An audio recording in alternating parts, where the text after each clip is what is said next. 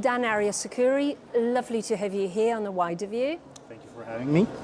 So we are here in Łódź during the Freedom Games, which could be described as one big liberal think tank on steroids. How do you, as somebody really deeply involved in think tanks, how would you prove this is not just one massive echo chamber? Well, for me, what's most impressive, of course, is that we have so many actors here. And what's also very unique here is that yes, as you mentioned, this is a liberal event, but you have companies, you have other organizations, you have foundations, you have publishers, politicians. So what I really appreciate about this event is the diversity it brings in terms of, we discuss topics that are relevant to a company, we discuss topics that are relevant to politicians or to my work, but we come with different perspectives, and this is something I truly appreciate. And I also have to say, this is my first event, and I'm really impressed on how many people showed up here, the quality of the event itself, and all the discussions I get to hear during the panels, because for me, this is not just talking about my work, but I really can tell you that I will bring home a lot of experience and a lot of views that will improve what I do. But you said different views, but it could look to the outsiders as everybody sharing pretty much the same view of the world.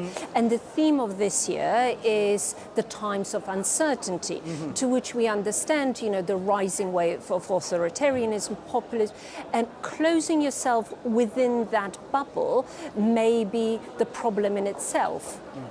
Well, I would say rather this is an event that connects the concerns, uncertainty, as you mentioned, that we do have, but the views on how to tackle these uncertainties, these common problems are different. So I wouldn't say this is a bubble where all of us agree with each other. Well, we agree is that, yes, there are some problems. Liberalism in some countries is losing credibility. We have challenges with populism, and there are some concerns that the citizens raise, and we need to give them good answers. But how to do it, here's where we have different views, and we are hoping to discuss, debate, and perhaps even work together on. So, no, I wouldn't say it's a bubble where everyone is a yes-sayer and everyone agrees with each other. It's rather like, okay, we have a common problem, we have a common concern, how do we get it in the best way? And we are here now in order to discuss this openly, because this notion that this would be a bubble, I don't quite agree with it, because it actually strengthens and enables an open discussion, which we perhaps wouldn't have anywhere else. So it's not a bubble, it's just a forum where we get to discuss freely, and then we move out of this and to bring it to voters or to projects that for instance, that I work on, or what it may be. Well, one of the issues that's plaguing liberalism these days, it's seen as elitist. And the nature of think tank, as I understand it, it's a meeting point of experts. And how would you say that kind of a stigma of a very elitist place where people meet to discuss high, lofty ideas, whilst the world is turning into very easy answers of people who are very far from being experts? I understand. Well, this notion or the stereotype that we are a bunch of elites here gathering, talking about things that maybe are out of touch for the ordinary citizen, I don't think it's true. But what I would say is that this is actually an event that points this out, that we do have, to some extent, a credibility problem, and here is how we address it. It's interesting because we spoke yesterday to ex-Labour chief advisor Alistair Campbell, and he said it's not much of a problem of credibility, it's a problem of communication, how the message is put out, especially to young people, and that's something very close to your heart. I agree, but I would still keep the fact that it is a problem of credibility as well. We do have a lot of, solutions, I would say, ideas on how to tackle many challenges that the voters have. It's true, I agree that we communicated it perhaps a bit, we could have communicated it better in the sense that we should actually look, why are populists getting so much attention? Why are they getting so much influence? Because they are experts on seeing people's frustrations, people's concerns, and actually addressing those. So I would say that we have not been so good at communicating in that way. We have perhaps talked a bit more abstract, and our ideas, we have not brought them to everyday situation that many citizens have. Yes, but at the same time, I would say that the credibility issues comes from how we have perceived this threat. Once again, I have been working with liberal organizations and other political parties as well, and for years, the way to tackle populism or the concerns of growing populism have been of being against it. Like, you spend a lot of time on campaigning with the message that we are against these people, we are against this movement. And here I would say the credibility part comes, because this is not credible for voters. Voters don't want to primarily know what you're against, they want to know what you want to do. Thus, I would say it's a mix here. And yet voters have a long, long memory. Well, it's very hard to sell liberalism these days. How do you do it? Well, I would like, it's a bit going back to what I said before.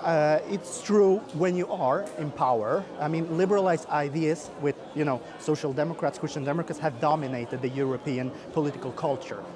When you are in power and when your ideas are dominating for so many years, things can happen. Things changes, and we perhaps have not prepared for these changes adequately. This is quite normal. I don't think the solution is to blame ourselves for all the problems and to agree with those that are demonizing our ideas or our past, but I still do believe that perhaps, yes, we should be a bit humble on some certain topics, on some certain issues, and say like, yes, here we could have done better, and here is how we actually offer a solution from this topic. So not demonizing ourselves, we also have to recognize that liberalism is a great idea, but we won't be able to convince everyone, but we will be more credible in actually talking about, like, we understand your frustration, we understand your issues, and here are ways on how we want to solve this. I think that would be a better way and would create an understanding. Then maybe not everyone would perhaps agree with you. This is fine in a democracy, but at least it will get an actual understanding of what we want to do in practical terms, and not just in, like, as you mentioned, that people are against liberalism as an abstract. If you could give one example of an idea that maybe your network is tackling, maybe something that really appeals to young voters, such as climate change, and how liberalism, which, the market economy is blamed by the young people for the state of affairs. How does your network dispel these myths? Well, first of all, I have to say that before I was CEO for Liberty, I was the president of a youth organization on European level. And one thing I learned is that I would disagree that there is like a youth topic in politics. I would say that youth politics is the same as regular politics, so to say. It needs a different angle. When we talk about economy, and many politicians speak about, we want to make it better for families. Well, if you want to address the youth, take your reforms and show the youth how they will be able, with your politics, to move out of their house, to start a company, to study. So, to answer your question, I would say that youth politics is regular as any other politics.